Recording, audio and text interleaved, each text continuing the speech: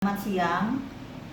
Pertemuan kali ini adalah untuk menjelaskan bab-bab tentang hukum publik. Hukum publik contoh-contohnya adalah hukum pidana, hukum tata negara, dan hukum administrasi negara. Pada tugas-tugas kalian sebelumnya telah kalian coba menjawab soal-soal atau pertanyaan-pertanyaan tentang hukum tata negara dan hukum administrasi negara.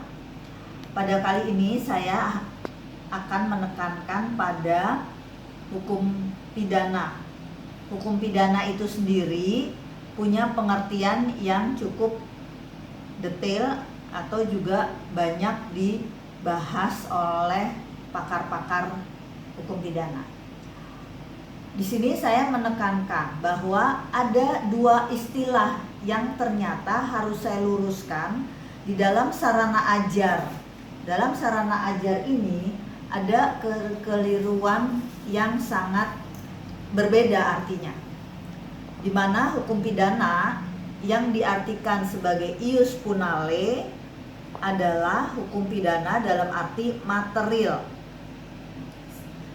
Sementara ius puniendi diartikan hukum pidana dalam arti formil atau bagaimana mempertahankan hukum pidana material. Itu adalah ius puniendi. Yang saya jelaskan ini adalah yang seharusnya atau yang sebenarnya sebagaimana direferensikan dalam intisari hukum pidana. Jadi ada kekeliruan yang sangat penting saya luruskan di dalam sarana ajar ini. Saya ulangi, hukum pidana dalam dua arti, yaitu ius punale adalah hukum pidana material, dan yang dalam arti ius puniendi adalah hukum pidana formil yang dikatakan sebagai hukum adjektif. Adjektif adalah hukum formil.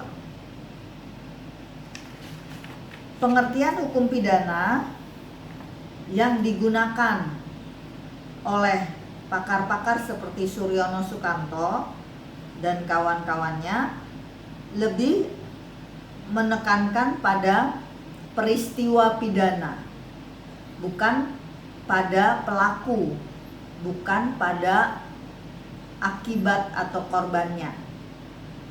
Itu merupakan terjemahan dari hukum pidana yang menggunakan bahasa Belanda, yaitu strafbaarheid.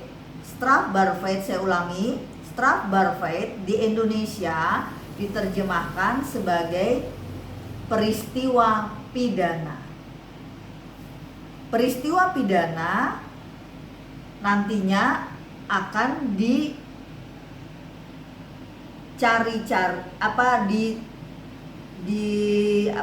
kalau saya mencontohkan begini, peristiwa pidana itu adalah semua yang mengakibatkan adanya sanksi pidana. Tapi berbeda kalau diterjemahkannya strafbaarheid itu sebagai pelaku pidana. Karena di dalam peristiwa pidana atau di dalam kejahatan atau pidana itu sendiri ada yang justru mengatakan bahwa harus, kalau bicara titik beratnya pelaku, harus ada pelakunya. Tapi bagaimana kalau kita bicara kelalaian? Kelalaian itu pelakunya tidak selalu melakukan dengan kesengajaan. Justru ada yang karena contohnya kita tidak mematikan listrik, maka mengakibatkan korslet. Nah, itu kita tidak melakukan, berarti tidak ada pelakunya.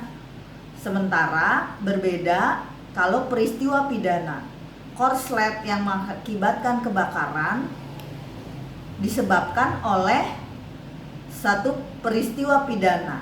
Peristiwanya apa? Ada pelaku yang tidak mematikan kontak listrik. Seperti itu contohnya.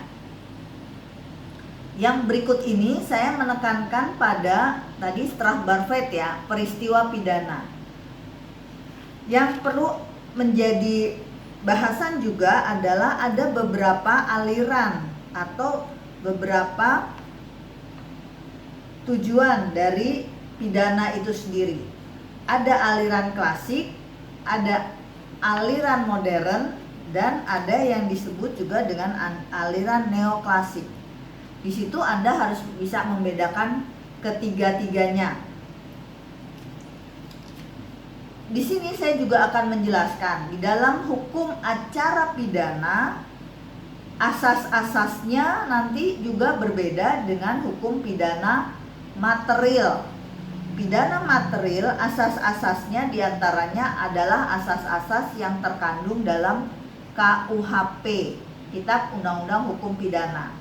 Kalau kita bicara asas dalam hukum acara pidana, itu ada perbedaannya.